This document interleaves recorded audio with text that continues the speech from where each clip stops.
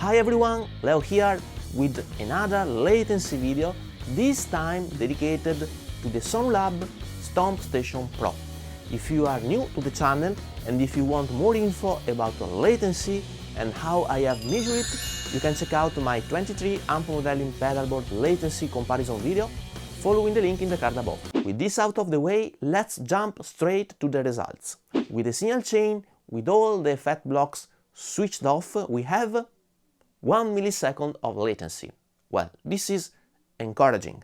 This result does not change whether we attach the unit via USB to our Mac or not. Then, if we switch on an IR, the latency increases a tiny bit at around 1.1 milliseconds. Very good. On the other hand, if we activate the profile block but disabling the cab, so just having the non-profile active, we have around 1.5 milliseconds of latency. Good. If we then enable profile and IR, we have around 1.6 milliseconds of latency. On the other hand, time effects like reverbs and delays do not affect latency. If we then use two profiles in the chain with also the IR activated, we have a little bit less than 2 milliseconds of latency.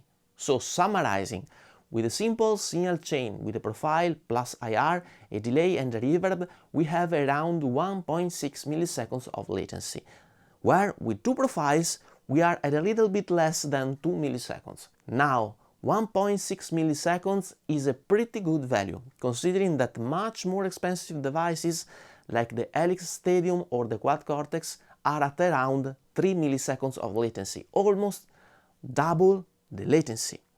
Actually, I think that only Boss units are performing better, and maybe the NAM player, even if I'm not testing it since a long time.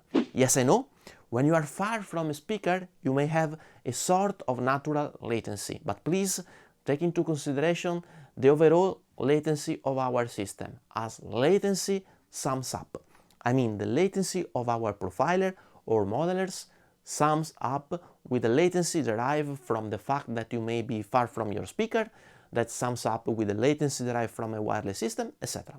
Furthermore, each of us has different sensibilities to latency, but honestly, for a unit like this, which is stereo and runs NAM profiles natively, these are pretty solid numbers. Please let me know your precious and valuable opinions in the comment section below.